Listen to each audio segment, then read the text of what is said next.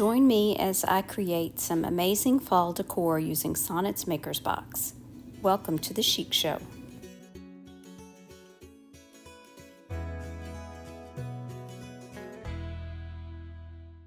I'll have Sonnet's Garden Blooms channel listed in the description box below. Be sure and check her out. And don't forget to get on a wait list for the curated Makers Box that she has every month. I'm using this piece that I found at Dollar General on clearance, so I got it for less than $1, I think. And I'm using some of Roycycle's decoupage paper that was in the October box to cover the back portion of this piece.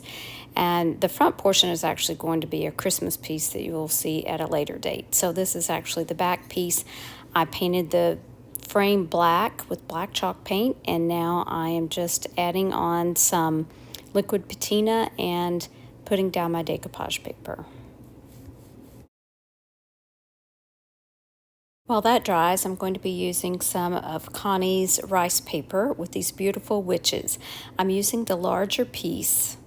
Using water and a paintbrush, I'm just going to be painting the water around the shape that I want, the same shape of the sign, to tear my paper. I did find it's easier if you wet it on the back, or at least on the back as well, because you can see what you're doing there a little bit more. So I made it in the shape of the sign, and then I tore along the edges of the paper.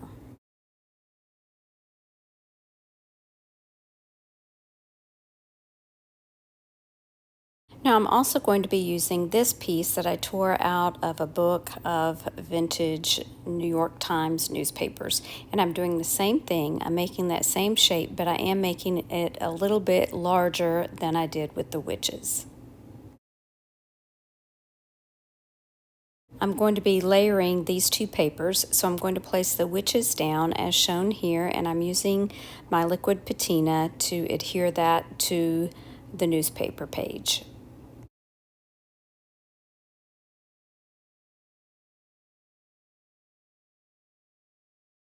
I did use this little facial roller just to get out any bubbles and any extra glue. We're going to be layering these two papers on top of the decoupage paper on the sign. And I'm just trying to decide on my placement here. I did decide to put it closer to the bottom. So again, I'm using that liquid patina to adhere these papers to the decoupage paper. While that dries, I'm going to be working on this little sign from Dollar Tree that says Wicked. I'm going to paint the entire thing black, and then I'm going to be using some chalk paint. Once the black paint was dry, I added on some sweet potato milk paint. And I'm just going to be painting it on top of this black, and then I'll dry it with my heat gun, and I should get some crackles and get a very worn, rustic look.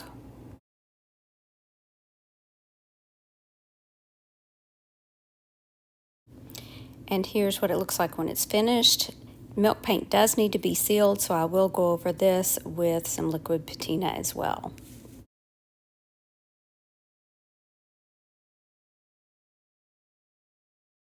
To add a little definition, I'm going to be using some watered down black paint along the edges of the newspaper, and then I'm kind of smearing it with my finger. This kind of gives it a spooky, shadowy look.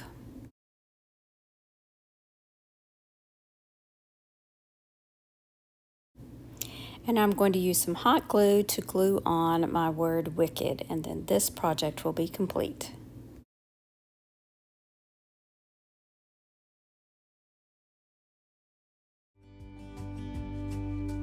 Hey, I wish I could show you more, 'cause baby you deserve some more. But still you're here, and that's what I adore. Should've told you straight away everything I have to say, but I'm afraid.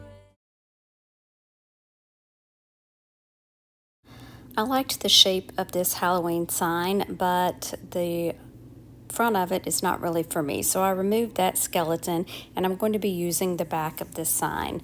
Because this kind of MDF or whatever it is soaks up paint really quickly, I decided to give it a coat of Mod Podge first.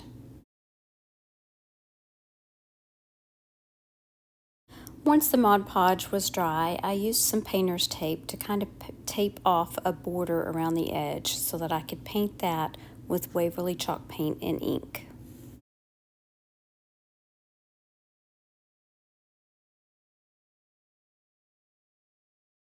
I'm painting the inside of the sign with this DIY paint, also from the October box.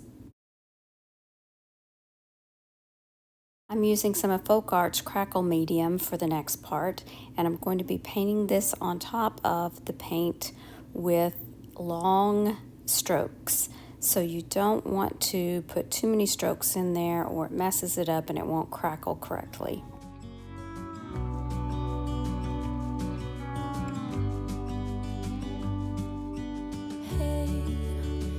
You could see yourself just sitting there on.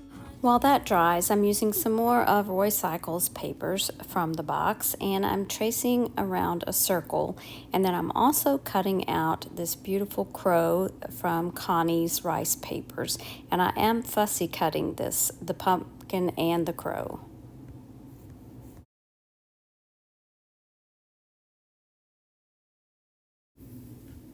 Now I'm going to go over that crackle with some milk paint that was from one of Sonnet's previous boxes, and again, I've forgotten the name of this one, but I am going to place that on top of the crackle medium. And I'm not worried about full coverage. We want it to look chippy and aged. Milk paint will often crackle on its own, but I thought for sure this way it would. I'm using my hot air gun to speed up the process, and you can see those beautiful crackles. I wanted to grunge up around the outside edge of the sign, so I'm just using some Jolie's dark wax for this.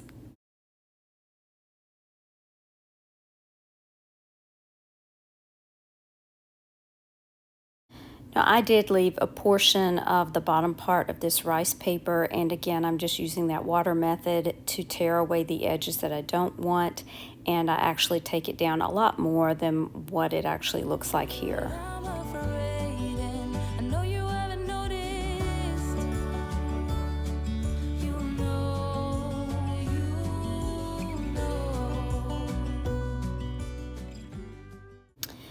Now I'm going to go around the edges of this circle that I cut out of the decoupage paper before I decoupage it down onto the sign. Now you can kind of get an idea of what I'm going for here. So I want the moon to be behind the crow, so I'm just trying to decide on my placement here. And then I'll use my liquid patina to place my moon down, and then the crow and the pumpkin.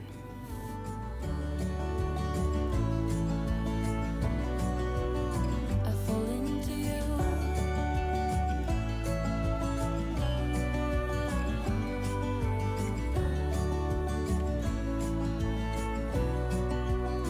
I fall into you.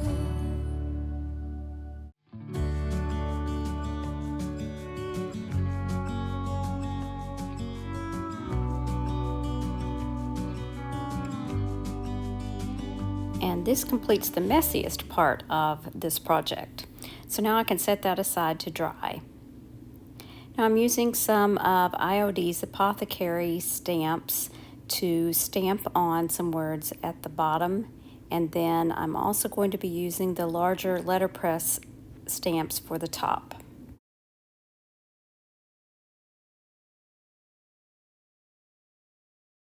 I don't have duplicate letters, so I did have to do this in layers, but it worked out well because it was the first letter and the last letter that I had to add in after the fact.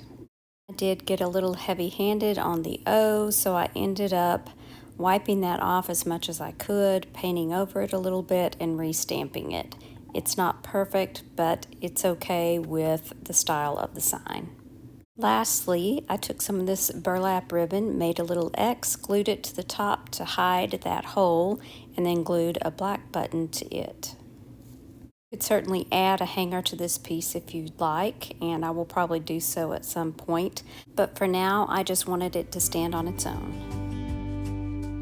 Hey, I wish I could show you more, 'cause baby you deserve some more, but still you're here and that's what I adore. Should've told you straight away everything I have to say, but I'm afraid and I know you. For the last project today, I'm going to be making a riser using this scrap piece of wood that I had. First, I'm going to be staining it with some Waverly Antique Wax. I'm actually only staining one side of it and then the edges. The other side I'm going to be painting later.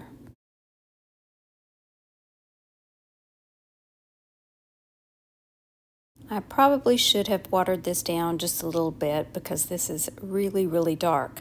So what I did was I went back with a spray bottle and I sprayed water onto it and then wiped it back so that you could still see some of that wood grain. My riser needs legs, so I decided to use some of these peg people that I got at Dollar Tree, and I stained those in the same way. Now on the side that was not stained, I painted with DIY's chalk paint in White Swan.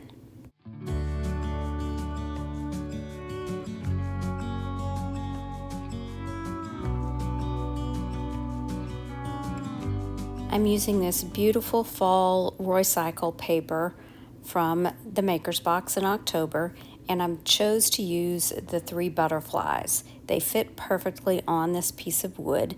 So I'm using Mod Podge, and I'm going to put a coat of Mod Podge on all of the white paint and then let it dry. I'm using my little mini iron to do the iron-on method.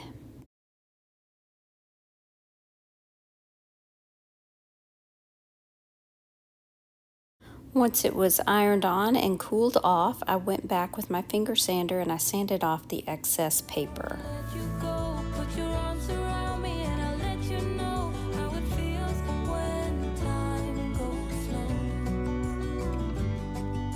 And I won't And lastly, I glued on the legs with some wood glue. when I fall and time goes slow. I fall into you.